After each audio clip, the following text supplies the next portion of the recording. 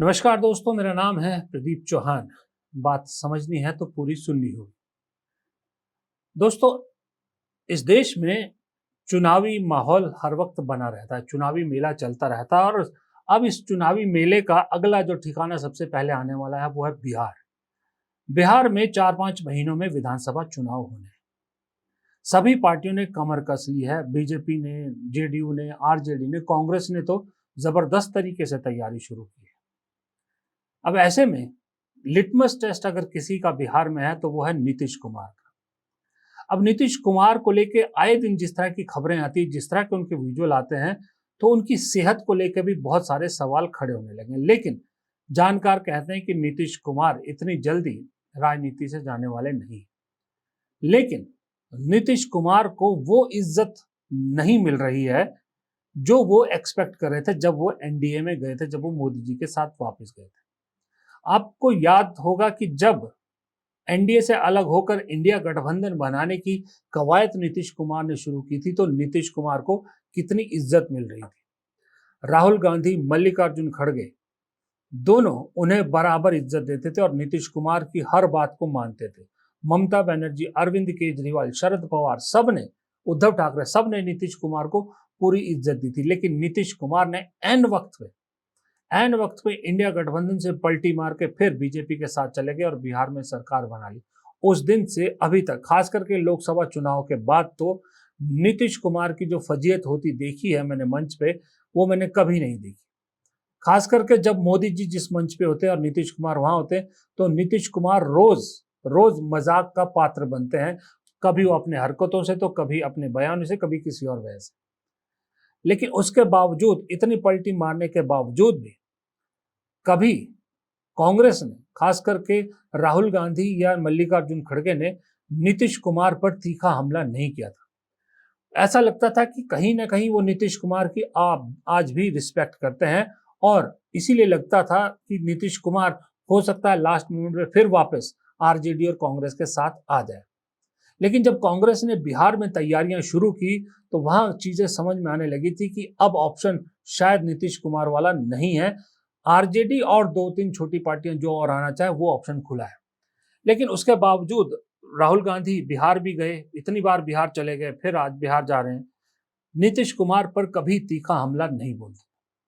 लेकिन अब की बार, पहली बार मैंने देखा कि राहुल गांधी ने नीतीश कुमार पर तीखा हमला बोला है।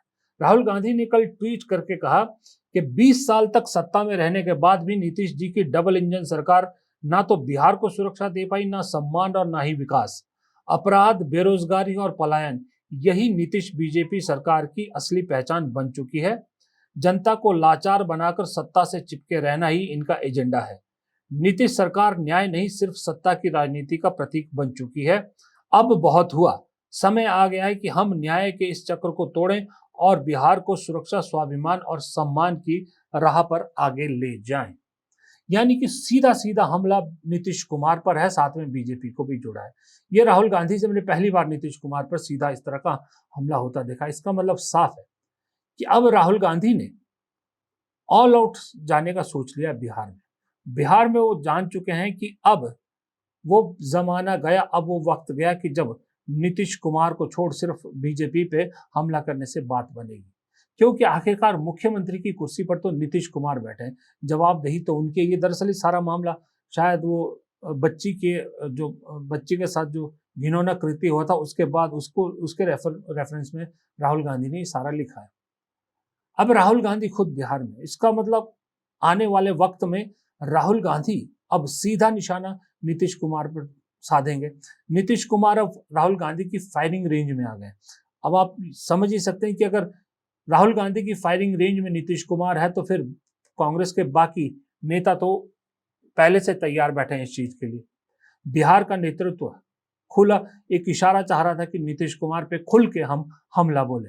अभी तक वो बीजेपी पे ज्यादा हमलावर होते थे, लेकिन अब राहुल गांधी के इस बयान से शायद इशारा मिल गया है कि अब आप ऑल आउट खुल के नीतीश कुमार को निशाना बनाइए। अब ऐसे में मुश्किलात नीतीश कुमार के लिए हो जाती है, क्योंकि बीजेपी तो फिर पल्ला झाड़ देती है कि मुख्यमंत्री तो नीतीश कुमार है। दिल्ली से कुछ होता है तो प्रधानमंत्री मोदी हैं, नीतीश कुमार, वहां पर जिम्मेदारी नीतीश कुमार के नाम पे डाल दी जाती है। लेकिन अब जब सीधा सवाल नीतीश कुमार से पूछा जाएगा तो नीतीश कुमार को जवाब देना मुश्किल होगा, क्योंकि नीतीश कुमार सही में है तो मुख्यमंत्री की कुर्सी पर, जिम्मेदारी तो उनकी है। और देश का नेता प्रतिपक्ष अगर तीखा हमला कर रहा है, तीखा सवाल कर रहा है, तो इसका मतलब है कि नीतीश कुमार को जवाब तो देना पड़ेगा। अब इंतजार ये है कि नीतीश कुमार क्या जवाब देते हैं, नीतीश कुमार क्या कहते हैं राहुल गांधी के बारे में, कांग्रेस के बारे में। अगर वो भी इतना ही तीखा हमला करते हैं तो मामला फिर ये है कि मामला इससे आगे बढ़ेगा। पक्की बात है कि फिर नीतीश कुमार फायरिंग रेंज में बीजेपी से कहीं ज्यादा हो जाएंगे। हालांकि ये बीजेपी को सूट करता है, बीजेपी को सूट करता है कि जो विपक्षी पार्टियां हैं वो नीतीश कुमार पे हमला करें।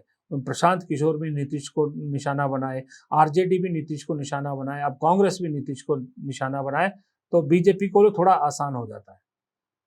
लेकिन मुझे ऐसा लगता है कि राहुल गांधी ने ये स्ट्रेटेजी बड़ी सोच समझ के बनाई।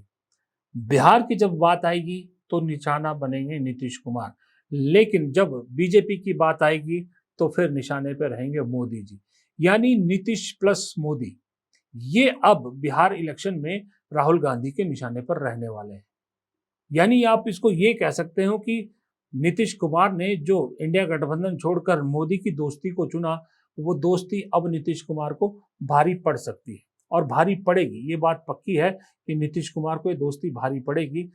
अब सवाल ये उठता है कि नीतीश कुमार जब सीट बंटवारे की बात आएगी तो वहां कितनी सीट लेने में बीजेपी से कामयाब होते हैं। अगर कहीं बीजेपी ने अपने हिसाब से नीतीश कुमार को कम सीटों में निपटा दिया तो उनका राजनीतिक अंत भी हो सकता है। इधर कांग्रेस के लिए ये आरजेडी के तरह, आरजेडी के लिए जैसे तेजस्वी के लिए अभी नहीं तो कभी नहीं वाला जैसा मुद्दा है, उसी तरह कांग्रेस के लिए भी ये करो या मरो वाली स्थिति है। ये सबसे गर्म, जिसको कहते हैं ना बिहार में इस वक्त सबसे गर्म है लोहा कांग्रेस के लिए। इस वक्त कांग्रेस ने अगर सही हथौड़ा मारा तो सही हथियार बनेगा, लेकिन अगर इस बार कांग्रेस चूक गई तो फिर उसका जो है ना नैरेटिव कुछ और बन जाएगा। अभी जो राहुल गांधी पूरे संगठन में बदलाव की एक कोशिश कर रहे हैं, हर राज्य में संगठन खड़ा करने की कोशिश कर रहे हैं, और उसकी कवायद उन्होंने बिहार में ज्यादा जोरों से की थी। गुजरात से शुरुआत की थी, लेकिन बिहार में राजनीतिक शुरुआत जो है वो ज्यादा कवायद की, जहां कृष्णा अल्लावरू, कन्हैया कुमार ऐसे से चेहरे उतार दिए। अगर वहां पॉजिटिव नहीं आते हैं तो जो जिन जिन राज्यों में राहुल गांधी ने मुहिम शुरू की है संगठन में बदलाव की, उनको धक्का लगेगा। फिर उत्तर प्रदेश में समाजवादी पार्टी के साथ बार्गेनिंग पावर कम होगी। फिर पश्चिम बंगाल में भी ममता बनर्जी अपने हिसाब से फिर ट्रीट करेगी। लेकिन अगर बिहार में कहीं कांग्रेस 50, 55, 60% का स्ट्राइक रेट रखने में कामयाब हो जाती है तो ये स्ट्राइक रेट बिहार में शायद कांग्रेस को सत्ता में ना पहुंचाए या कांग्रेस को कोई बहुत बड़ा पद ना दे। अगर सरकार में गठबंधन आती है तो मंत्री पद मिलेंगे, लेकिन मुख्यमंत्री पद तो नहीं मिलेगा, ये तो तय है। लेकिन उस स्ट्राइक रेट की वजह से परसेंटेज कहीं और बढ़ जाएगी, कहीं और क्या बहुत से राज्यों में बढ़ जाएगी। अब वो परसेंटेज मतलब वो बार्गेनिंग पावर में परसेंटेज बढ़ सकती है, आपके संगठन मजबूती में वो परसेंटेज बढ़ सकती है, आपका गठबंधन में जो कुव्वत है उसमें बढ़ सकती है, कई तरीकों से बढ़ेगी। इसलिए बहुत बहुत राजनीतिक रूप से छोटी लड़ाई है कांग्रेस छोटा दल है, छोटा वहां पर पार्ट प्ले कर रहा है, लेकिन छोटे पार्ट में लड़ाई कांग्रेस की बड़ी है, क्योंकि उसके छोटे नतीजे भी देश में या दूसरे राज्यों में बड़े नतीजे पे फर्क डाल सकता है। इसलिए नीतीश प्लस मोदी राहुल के निशाने पर। फिलहाल इस वीडियो में इतना ही। प्रदीप चौहान को दीजिए इजाजत। वीडियो को लाइक करना मत भूलिएगा, प्लीज वीडियो को जरूर लाइक कीजिएगा। अगर चैनल पे नए हैं या चैनल देख रहे हैं, चैनल सब्सक्राइब नहीं किया तो प्लीज चैनल को सब्सक्राइब कर लीजिए, और कमेंट बॉक्स में राय जरूर दीजिएगा। नमस्कार।